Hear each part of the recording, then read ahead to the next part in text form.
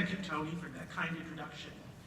Greetings to the Board of Trustees, the administration, the staff, the alumni, to all the parents and family members and friends, to my great colleagues, and most importantly, to all of the graduating seniors. Since the students have chosen me to be here, I hope that you will all understand as I direct most of my comments to them. I did this 9 years ago. It's one of the very few things in my life that I regret. Not because I was asked to do it or that I agreed to do it. It is such a great honor, and I am so touched to be asked again. My regret is that the whole experience from before is a fog to me. I don't remember anything except stepping up here to the lectern and then stepping away. So ever since that time, I've tried to be more aware of appreciating the experiences of my life.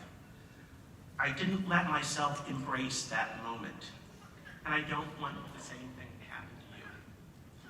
So, first of all, I want us to stop. I want all of you to take a deep breath.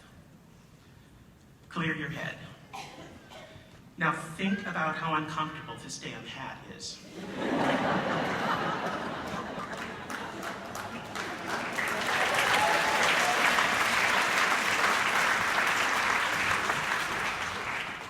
Think about the members of your family and your friends who are here, and how much you love them and how much they love you.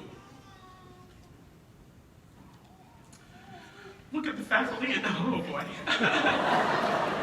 Look at the faculty and staff in this room. Think about your experiences with them. Try to focus on the good ones. Go back to that class where the light went on and you started down a particular path. Look at these other students that you're sitting with. Think about the friends that you created. This is a big deal. And take a second to think about that. It's been a crazy month for all of us, and I'll admit to all of you that I didn't spend as much time on this speech as I would have liked to. And because I didn't remember giving the one from 9 years ago, I actually considered repeating the same one. But I wondered, would it still be relevant? I read back over it, and in the first few words I talked about new technologies, and I mentioned iPods. This would clearly need some work. I wondered, would anyone else know I was recycling an old speech, since I didn't remember. But then I thought about Dr. Chris Chesney Adams, one of our resident art historians, who can recall a faculty senate meeting from 11 years ago, along with who was there, what they said, what room it was in, and whether there were cookies and what kind there were. Plus, this is all of you. You deserved a speech that was written specifically for you. So aside from keeping a few things I liked in the old speech, this is a new one. I will admit that I was very surprised to be selected to be speaker. Because of being chair of a couple of departments at MIAD, my teaching is limited. And this past year, there's only one class that I've been teaching. And it's a relatively small group of students. I certainly know many of the other seniors from class visits I've done, advising, and just meeting up over the years. It's one of the things that I love about MIAD. We're a small enough college that we actually do get to know one another. But if I'm assigning blame, I guess I have to hold this particular group of interior architecture and design seniors as the one largely responsible for this. So if this all goes south, you can blame all of them. I want to start by filling you in on something. All of these IAMD seniors know this because it's happened in class before. And many of the faculty and staff who have worked with me from MIAD know too. But I'm telling the rest of you so that you know what to expect. I'm gonna cry. So don't worry, I'm fine. It's just part of the Dale experience. So I want to give you a little information about me so that the main points I have will have some context. I was raised by a mom and dad in a small house with my older sister and my twin brother in Mishawaka, Indiana. My father was a plasterer, my mother a factory worker. Neither went to college, but they were very supportive that I wanted to go. I was an art person in junior high and high school. It was the late 60s and early 70s. I was a good student, but I was pretty isolated and very conservative, which I'll talk a little more about later. Once I'd gotten into high school art classes, there were a handful of us that were painting landscapes and still lifes and portraits in the corner. Relatively left to our own devices and doing independent studies, while most of the other students were making clay pipes and leather belts with marijuana leaves stamped on them, with the teachers. In terms of thinking ahead of what would happen when I got out of high school, I thought about being a junior high art teacher. But the college I wanted to go to, a small private Christian college in my hometown, didn't have a program in that. But they had a degree in elementary education, and I liked kids, so that was close enough. So with this context, I have 5 things I'd like to leave you all with as you consider the move out of college and on to whatever is next. Okay, I know this one may seem obvious, but this provides so much framework for my own life, and it might for many of you. I talked about high school earlier, so let me just say that this time wasn't easy for me. I was a kid that didn't fit in. I had this very high-pitched voice. My mannerisms were not exactly masculine in 1970s standards or today's standards. My interests didn't lean to sports, fast cars, and other things that boys my age liked. It was a time when teachers didn't just look the other way, but also were full participants in bad behavior to people like me. I tried to go unnoticed as much as I could, but there were still the punches in the hallways, having things thrown at me, the shouts of faggot as I walked by. You get the idea. Though we still have far to go, I tell you all this as a reminder that we are making progress. I grew up never thinking it would be okay to be gay. I grew up hating that part of myself, and since it was really all of me, I didn't think there was much to like. I came out of the closet in my mid-30s and embraced who I was. It wasn't immediate. I've had some good therapy, and I've learned to see myself in a different context. And by good therapy, I want you to know it's hard work therapy. I had good therapists who over 3 different times in the last 30 years challenged me, made me work hard. They didn't just listen, but they were active in helping me heal and get to a better place. Can I get an amen?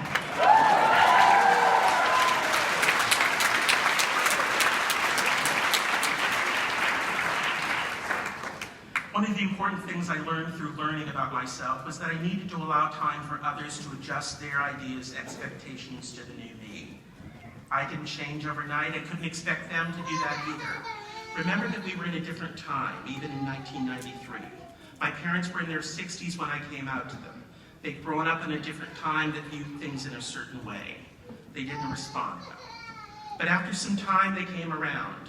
And by the time I met my wonderful partner, Ken, they embraced him fully and made him a member of our family. But the only way that happened is because we both kept a door open to communication. So remember that as you face difficult people and difficult situations. I know that sometimes we have to close doors on a particular relationship. And certainly I've had those in my life as well. But all I'm asking you to do is consider carefully before you close that door and lock it, because you may not be able to open it again later. And when we close those doors, I think we have to learn to let go of the baggage of some of those experiences. We learn from them, we move forward, but if we carry those things on, they hold us back from the life we can live. I also think we have to learn to hang on to hope. Things have changed a lot in the 9 years since I gave the speech to the graduating class at MIAD. Since then, I have had many happy things happen. My partner and I bought a house that we both love. It's quiet and peaceful, a place of sanctuary and a great place for a garden. MIAD is having the kind of success that I always dreamed it would be in the 20 years that I've been here. I performed marriage ceremonies for several former students and friends, but I've also had sad things.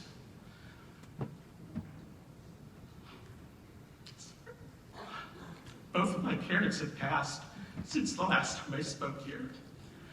I've felt all of these things deeply, and you have to be okay if you're feeling happiness deeply to feel hurt deeply.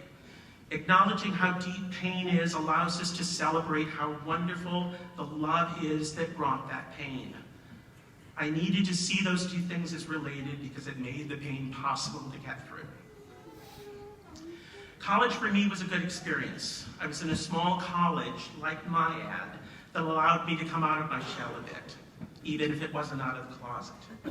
And even though it was very conservative, I was still able to begin thinking a bit broader than earlier in my life.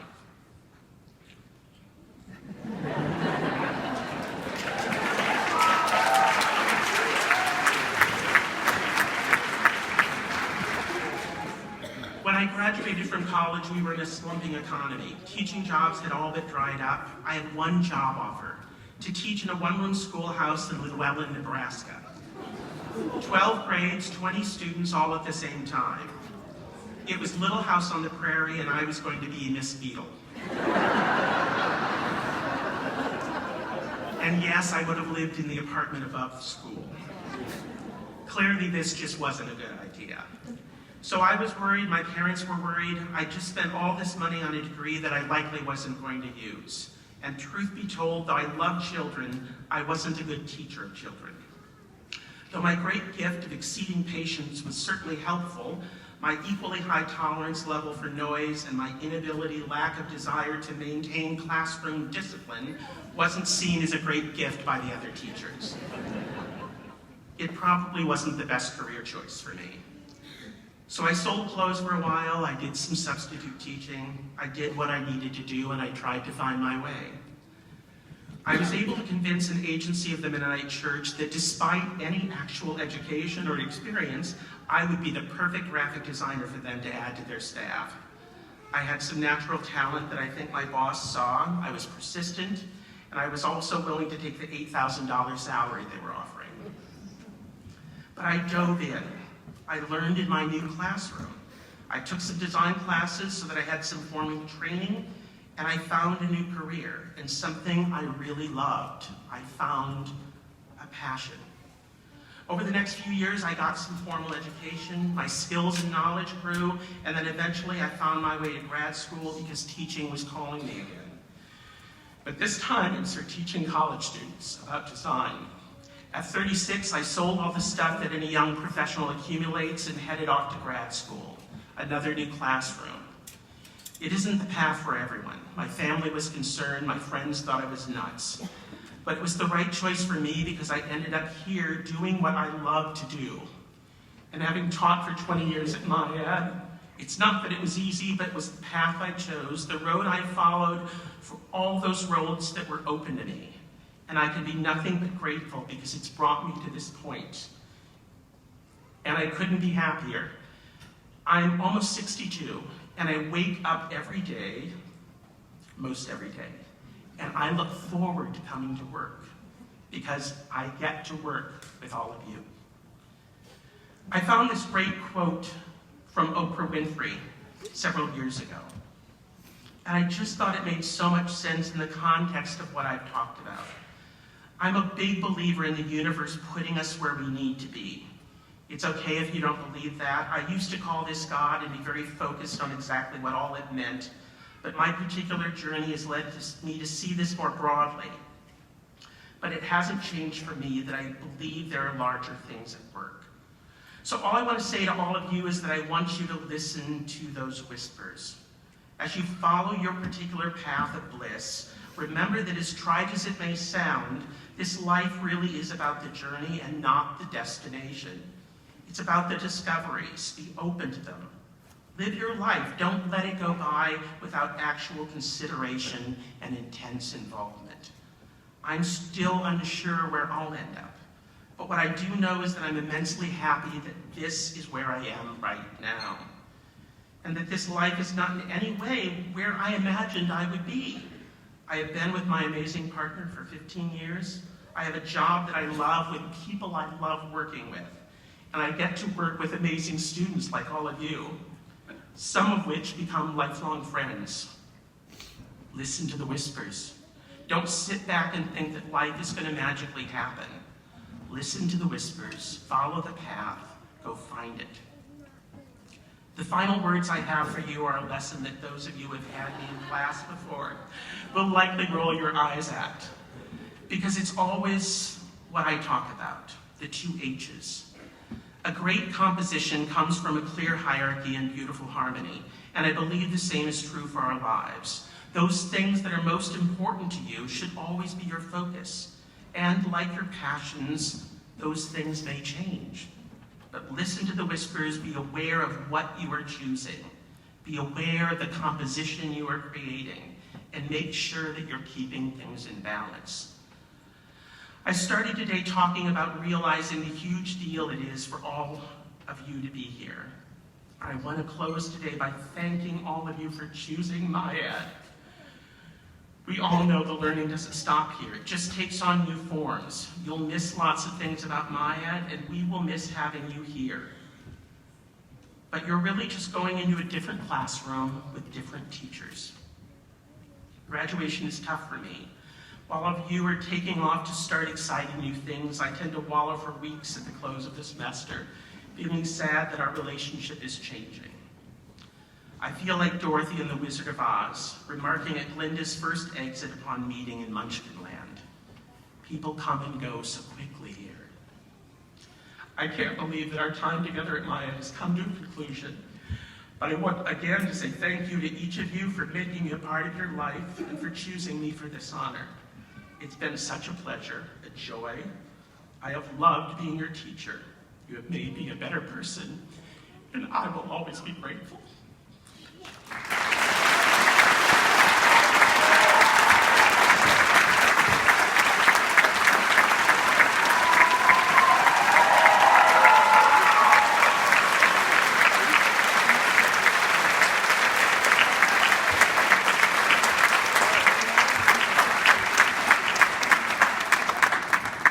Having heard